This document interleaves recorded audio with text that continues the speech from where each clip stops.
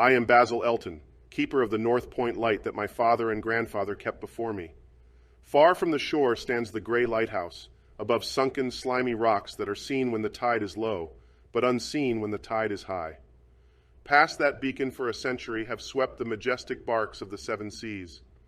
In the days of my grandfather there were many, in the days of my father not so many, and now there are so few that I sometimes feel strangely alone, as though I were the last man on our planet. From far shores came those white-sailed argosies of old, from far eastern shores where warm suns shine and sweet odors linger about strange gardens and gay temples. The old captains of the sea came often to my grandfather and told him of these things, which in turn he told to my father, and my father told to me in the long autumn evenings when the wind howled eerily from the east. And I have read more of these things, and of many things besides in the books men gave me when I was young and filled with wonder. But more wonderful than the lore of old men and the lore of books is the secret lore of ocean. Blue, green, gray, white, or black, smooth, ruffled, or mountainous. That ocean is not silent. All my days have I watched it and listened to it, and I know it well. At first it told to me only the plain little tales of calm beaches and near ports, but with the years it grew more friendly and spoke of other things, of things more strange and more distant in space and in time.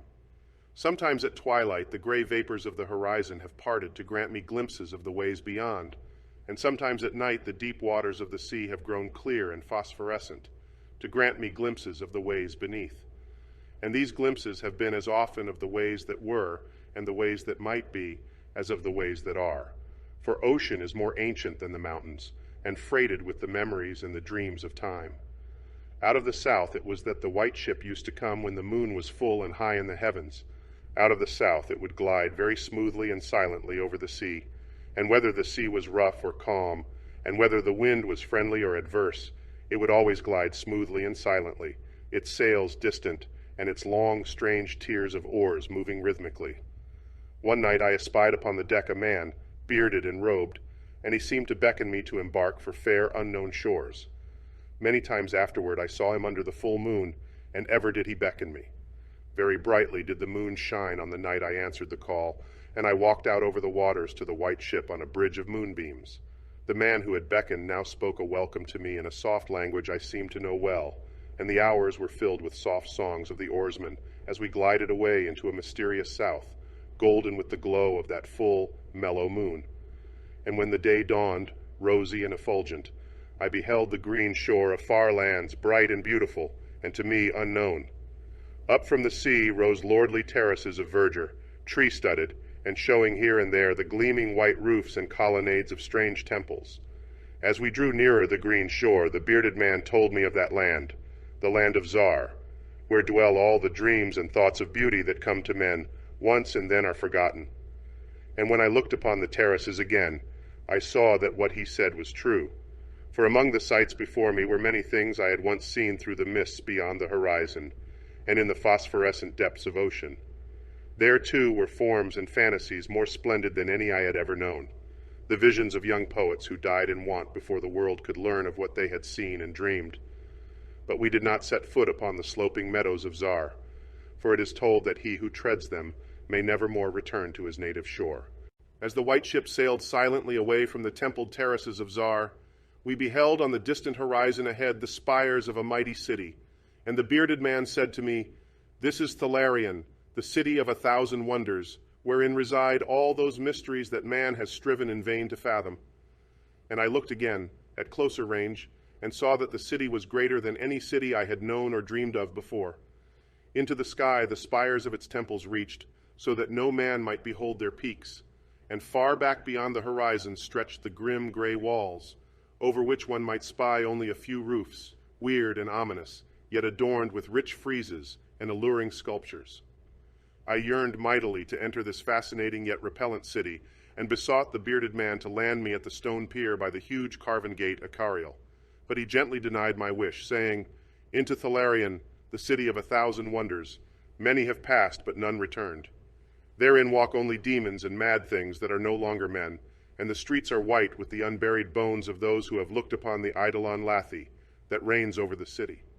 So the white ship sailed on past the walls of Thalarion, and followed for many days a southward flying bird, whose glossy plumage matched the sky out of which it had appeared. Then came we to a pleasant coast gay with blossoms of every hue, where as far inland as we could see basked lovely groves and radiant arbors beneath a meridian sun. From bowers beyond our view came bursts of song and snatches of lyric harmony, interspersed with faint laughter so delicious that I urged the rowers onward in my eagerness to reach the scene. And the bearded man spoke no word, but watched me as we approached the lily-lined shore. Suddenly a wind blowing from over the flowery meadows and leafy woods brought a scent at which I trembled. The wind grew stronger, and the air was filled with the lethal, charnel odor of plague-stricken towns and uncovered cemeteries. And as we sailed madly away from that damnable coast, the bearded man spoke at last, saying, "This is Zura, the land of pleasures unattained." So once more the white ship followed the bird of heaven over warm, blessed seas fanned by caressing, aromatic breezes. Day after day and night after night did we sail, and when the moon was full we would listen to soft songs of the oarsmen, sweet as on that distant night when we sailed away from my far native land. And it was by moonlight that we anchored at last in the harbor of Sona Nyl, which is guarded by twin headlands of crystal that rise from the sea and meet in a resplendent arch. This is the land of fancy, and we walked to the verdant shore upon a golden bridge of moonbeams. In the land of Sona Nyl there is neither time nor space, neither suffering nor death, and there I dwelt for many eons. Green are the groves and pastures, bright and fragrant the flowers, blue and musical the streams, clear and cool the fountains, and stately and gorgeous the temples, castles, and cities of Sona Nyl. Of that land there is no bound, for beyond each vista of beauty rises another more beautiful. Over the countryside and amidst the splendor of cities rove at will the happy folk, of whom all are gifted with unmarred grace and unalloyed happiness. For the eons that I dwelt there, I wandered blissfully through gardens where quaint pagodas peep from pleasing clumps of bushes, and where the white walks are bordered with delicate blossoms. I climbed gentle hills from whose summits I could see entrancing panoramas of loveliness, with steepled towns nestling in verdant valleys, and with the golden domes of gigantic cities glittering on the infinitely distant horizon. And I viewed by moonlight the sparkling sea, the crystal headlands, and the placid harbor wherein lay anchored the white ship. It was against the full moon one night in the immemorial year of Tharp that I saw outlined the beckoning form of the celestial bird and felt the first stirrings of unrest. Then I spoke with the bearded man and told him of my new yearnings to depart for remote Cathuria, which no man hath seen, but which all believe to lie beyond the basalt pillars of the west. It is the land of hope, and in it shine the perfect ideals of all that we know elsewhere, or at least so men relate. But the bearded man said to me, "Beware of those perilous seas wherein men say Cathuria lies. In Sona Nyl there is no pain nor death, but who can tell what lies beyond the basalt pillars of the west?" Natheless, at the next full moon I boarded the white ship, and with the reluctant bearded man left the happy harbor for untraveled seas. And the bird of heaven flew before, and led us toward the basalt pillars of the west. But this time the oarsmen sang no soft songs under the full moon.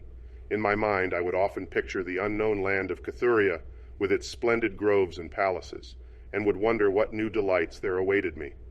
Cathuria, I would say to myself, is the abode of gods, and the land of unnumbered cities of gold. Its forests are of aloe and sandalwood, even as the fragrant groves of Cameron, and among the trees flutter gay birds sweet with song.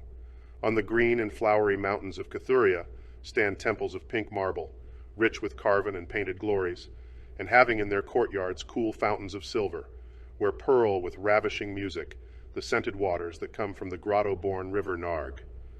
And the cities of Cathuria are cinctured with golden walls, and their pavements also are of gold. In the gardens of these cities are strange orchids, and perfumed lakes whose beds are of coral and amber. At night the streets and the gardens are lit with gay lanthorns fashioned from the three-colored shell of the tortoise, and here resound the soft notes of the singer and the lutenist. And the houses of the cities of Cathuria are all palaces, each built over a fragrant canal bearing the waters of the sacred Narg. Of marble and porphyry are the houses, and roofed with glittering gold that reflects the rays of the sun and enhances the splendor of the cities as blissful gods view them from the distant peaks. Fairest of all is the palace of the great monarch Dorieb, whom some say to be a demigod and others a god. High is the palace of Dorieb, and many are the turrets of marble upon its walls. In its wide halls many multitudes assemble, and here hang the trophies of the ages. And the roof is of pure gold, set upon tall pillars of ruby and azure, and having such carven figures of gods and heroes, that he who looks up to those heights seems to gaze upon the living Olympus. And the floor of the palace is of glass, under which flow the cunningly lighted waters of the Narg, gay with gaudy fish, not known beyond the bounds of lovely Cathuria. Thus would I speak to myself of Cathuria, but ever would the bearded man warn me to turn back to the happy shores of Sonanil, for Sonanil is known of men, while none hath ever beheld Cathuria. And on the 31st day that we followed the bird, we beheld the basalt pillars of the west. Shrouded in mist they were, so that no man might peer beyond them or see their summits, which indeed some say reach even to the heavens. And the bearded man again implored me to turn back, but I heeded him not. For from the mists beyond the basalt pillars I fancied there came the notes of singer and lutanist, sweeter than the sweetest songs of Sonanil, and sounding mine own praises, the praises of me, who had voyaged far under the full moon and dwelt in the land of fancy. So to the sound of melody, the white ship sailed into the mist betwixt the basalt pillars of the west. And when the music ceased and the mist lifted, we beheld not the land of Cathuria, but a swift rushing resistless sea, over which our helpless bark was borne toward some unknown goal. Soon to our ears came the distant thunder of falling waters, and to our eyes appeared on the far horizon ahead the titanic spray of a monstrous cataract, wherein the oceans of the world dropped down to abysmal nothingness. Then did the bearded man say to me with tears on his cheek, "We have rejected the beautiful land of Sonanil, which we may never behold again. The gods are greater than men, and they have conquered." And I closed my eyes before the crash that I knew would come, shutting out the sight of the celestial bird which flapped its mocking blue wings over the brink of the torrent. Out of that crash came darkness, and I heard the shrieking of men and of things which were not men. From the east tempestuous winds arose and chilled me as I crouched on the slab of damp stone which had risen beneath my feet. Then as I heard another crash, I opened my eyes and beheld myself upon the platform of that lighthouse from whence I had sailed so many eons ago. In the darkness below there loomed the vast, blurred outlines of a vessel breaking up on the cruel rocks, and as I glanced out over the waste, I saw that the light had failed for the first time since my grandfather had assumed its care. And in the later watches of the night, when I went within the tower, I saw on the wall a calendar which still remained, as when I had left it at the hour I sailed away.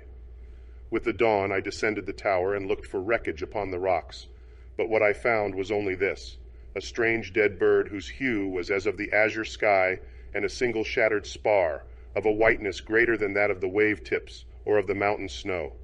And thereafter the ocean told me its secrets no more, and though many times since has the moon shone full and high in the heavens, the white ship from the south came never again.